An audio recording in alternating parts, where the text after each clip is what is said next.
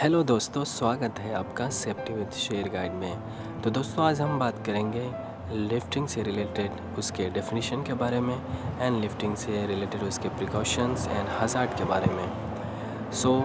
चलिए शुरू करते हैं। सबसे पहले लिफ्टिंग के डेफिनेशन के साथ बताना चाहूँगा, जो लिफ्टिंग होता है वो मटेरियल शिफ्ट करने का या मटेरियल को अनलोड या अनलोड करने का, लोड या अनलोड करने का एंड मटेरियल को एक जगह से दूसरी जगह रखने का या टॉप से डाउन या डाउन से टॉप पे रखने का, इसी प्रोसेस को हम लिफ्टिंग कहते हैं।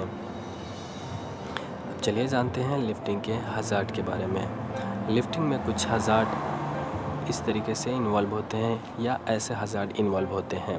आपका अनइवन ग्राउंड कंडीशन हो सकता है, सस्पेंडेड आपका लोड हो सकता है, क्रेन कोलैप्स हो सकता है, मैकेनिकल फेलियर हो सकता है, फॉल ऑफ लोड हो सकता है अगर प्रॉपर आपने सिक्योर नहीं किया है तो, damage of tools and tackle हो सकता है, इम्प्रॉपर आपका सिग्नलिंग हो सकता है, अनकंट्रोल मूवमेंट हो सकता है अगर आप टैग लाइन के साथ हैंडल नहीं कर रहे हैं तो, इम्प्रॉपर आपका रिगिंग टेक्निक हो सकता है एंड इम्प्रॉपर आपका सिग्नलिंग हो सकता है।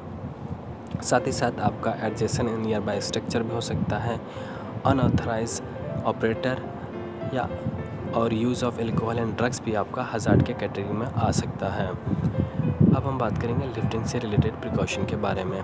लिफ्टिंग करने से पहले ये सारी चीज़ें आपके पास होना चाहिए। आपके पास वैलिड परमिट होना चाहिए, लिफ्टिंग का प्लान होना चाहिए, आपका क्रेन का डेली इंस्पेक्शन चेकलिस्ट होना चाहिए, एरिया आपका बैरिकेटेड होना चाहिए और कॉशन साइन आपका पेस्टेड होना चाहिए।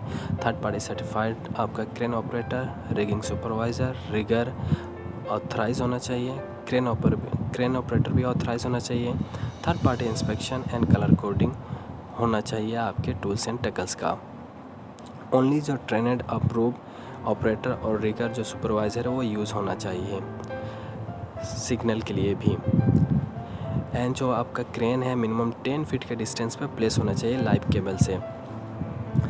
आउटरिगर जो आपका है वो सही तरीके से प्लेस होना चाहिए, प्रॉपर एक्सटेंड होना चाहिए एंड जो आउटरिगर है वो पैड के ऊपर ही पुटेड होना चाहिए।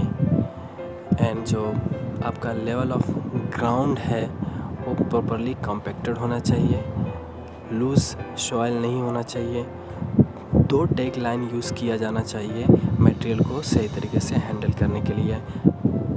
क्रेन जो है वो आपका मेंटेनेड होना चाहिए और जब भी आप लिफ्टिंग कर रहे हैं तो सस्पेंडेड लोड के नीचे कोई नहीं आना चाहिए। एप्रोप्रिएट आपका लोड होना चाहिए, कम्युनिकेशन एप्रोप्रिएट होना चाहिए। जो लिफ्टिंग ऑपरेटर्स हैं उनको वॉकी टॉकी यूज़ करना चाहिए।